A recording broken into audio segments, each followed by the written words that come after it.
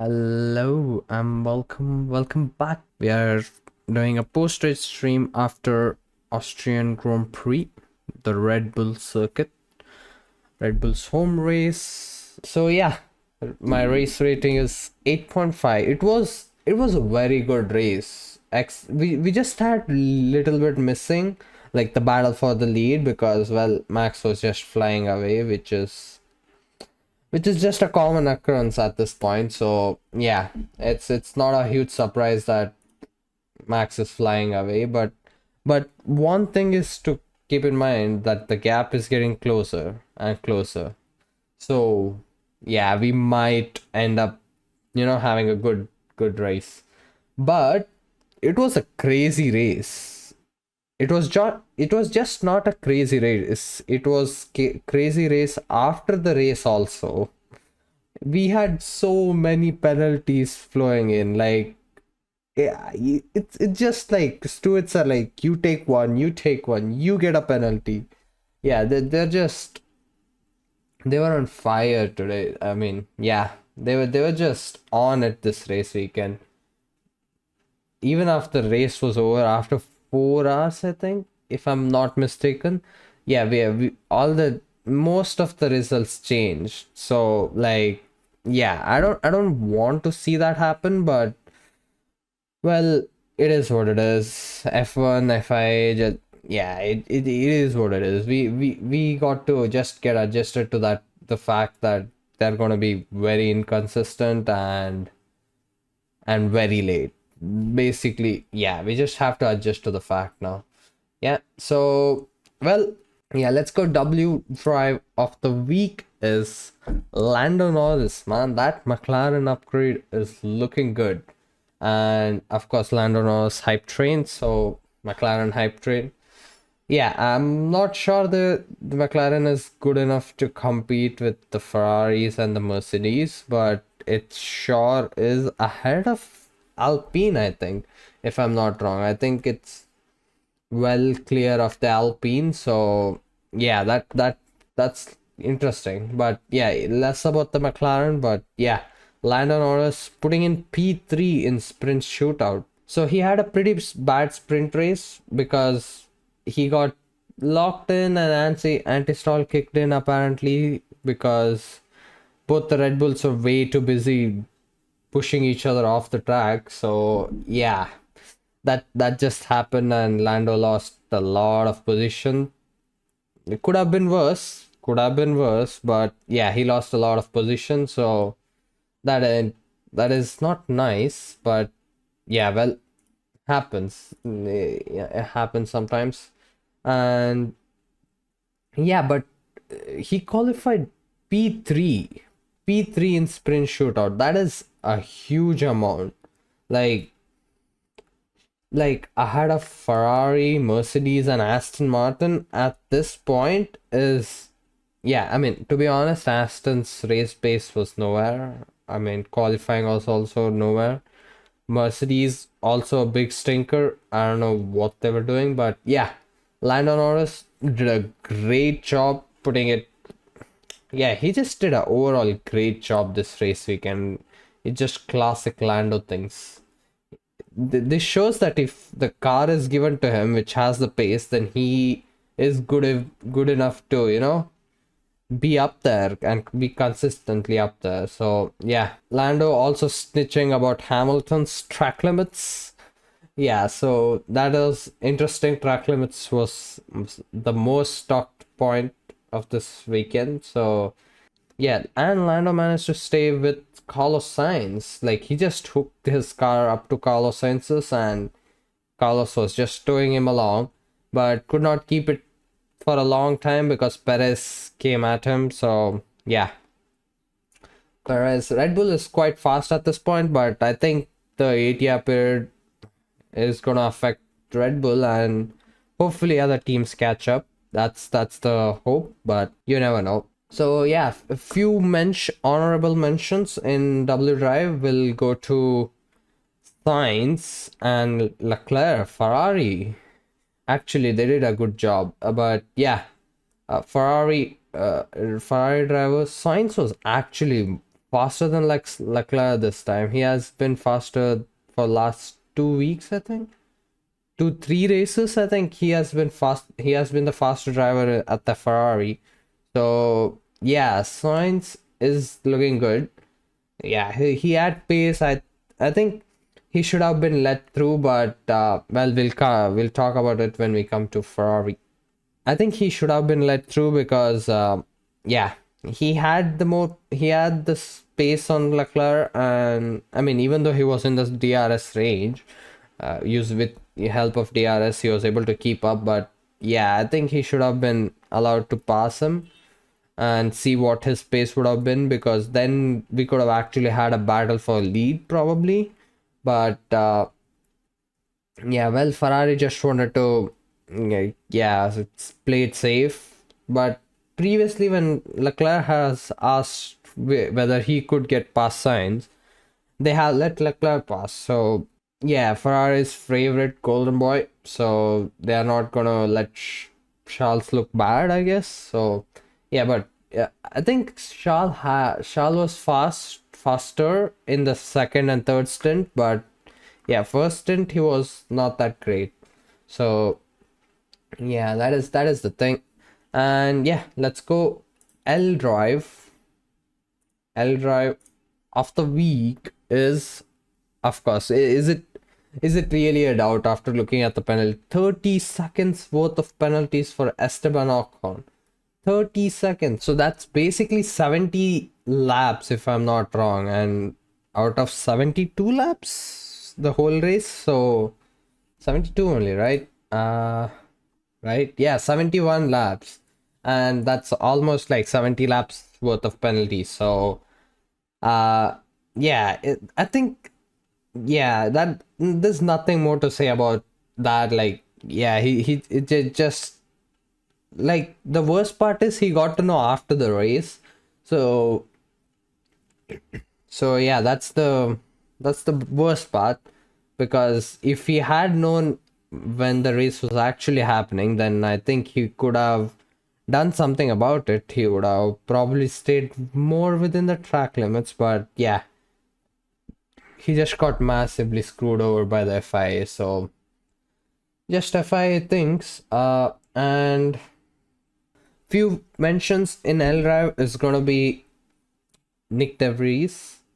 He didn't have the pace, nor did that car, but yeah, he just pushed Magnussen off for no reason. Like, yeah, it was a L drive, worth an L drive, but uh Esteban Ocon gets the L drive. So yeah, few mentions is gonna be Nick DeVries, and then Yuki Tsunoda. He was way too aggressive. He was like F1 open lobbies.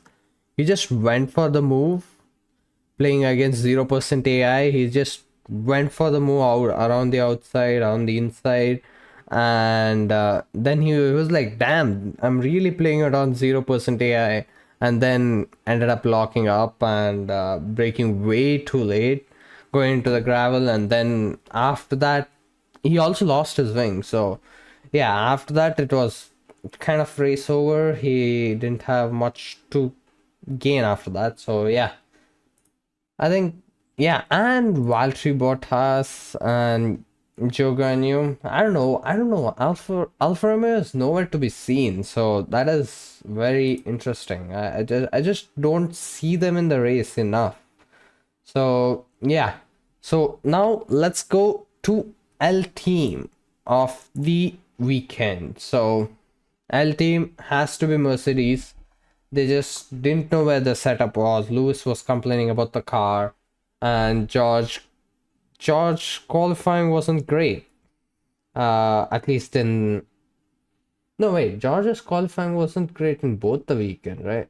Yeah, and sprint and race, I think it wasn't great. So yeah, Mercedes AMG Petronas F1 team.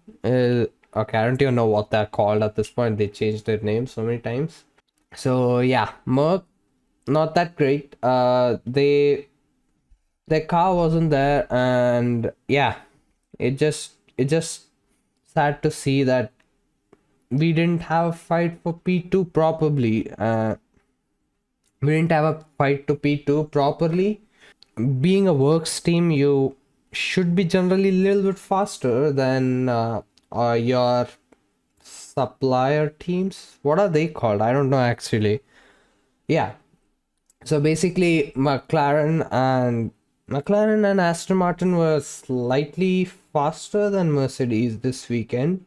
Yeah. So yeah, that's not looking good for Mercedes because yeah, McLaren faster than Mercedes while using the same engine, and Aston Martin also faster. So yeah, that's clearly not looking good for Mercedes. Let's go to W team of the weekend. Wait, why is McLaren there? What? Because Oscar Piastri had a really bad race. Yeah, so W team is, of course, McLaren because, well, their upgrades are clearly working and they're working a lot better than what I expected coming from McLaren because, yeah, I thought it was going to be one more season where McLaren are nowhere and, you know, we are in the mud, but apparently not. Their upgrades, and this is just 25% of their upgrades, so there's still a lot to come. Or is it the 50%?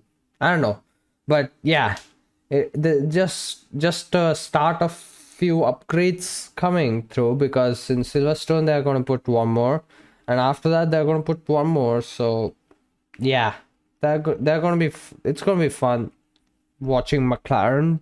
Wait, so is that going to be three-way fight now for P2? I mean, okay, fuck, that doesn't sound good.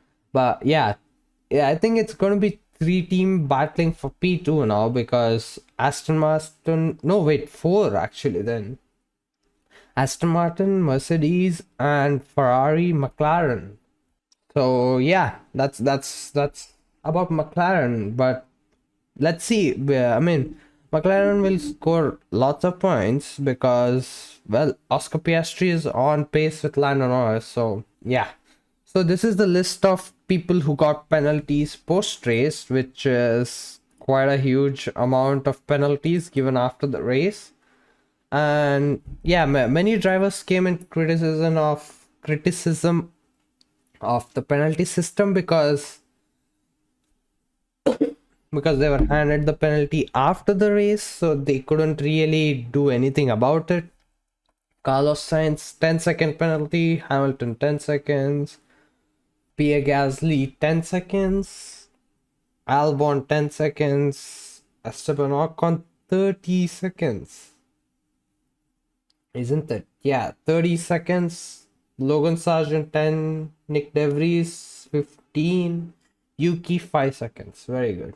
I think Yuki already got a penalty in the race itself. So yeah, and yeah, what else is that? Yeah. Oh yeah. How can I forget? McLaren have teased a new livery.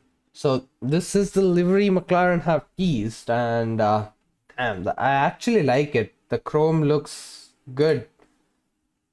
It looks good, and yeah, I'm actually impressed by McLaren because I don't know, it looks good and the chrome is back, and the chrome was the years when they used to be fighting for the world championship. So maybe there's an indication or something coming back after the huge upgrades they have bought in. I mean, it's chrome. It's like Chrome, Google Chrome, and Chrome color. So that's a nice marketing tactic which they have used there. And yeah, this is a nice image. So yeah, I quite like the McLaren livery, and let's see if they can actually mount a challenge to Ferrari, Mercedes, and Aston Martin. So let's see. Or they'll be just battling with Alpine, which is not that great, but yeah, I don't think they'll be battling with Alpine. So yeah, that's one thing. Yeah, I think Alfa Romeo were nowhere, and coming into this race weekend, we also had Nick DeVries under pressure by Helmut Marko saying that Christian Horner didn't want him, only I wanted him, so I got him. But now it seems like Christian Horner was correct. So yeah, lots of pressure on Nick DeVries, and look, I personally don't see him. Okay, look, I personally don't see him being in that seat anymore after the season break, or yeah, I think they're gonna change after the season break. Because look, I mean, yeah, he's good and all, but yeah, I don't know, it just doesn't seem like it. Like he's good for a rookie, but given the fact that he has a lot of experience in other racing series, he should have been beating Yuki, not beating Yuki, at least at Yuki's level, which he clearly is not. So it will be interesting to see if Ricardo comes in at that seat, or yeah, Ricardo has a lot of chances to come back. We'll get a video on that, so stay tuned for that video. Anyways, that is it for this video, and thanks for watching. Bye bye.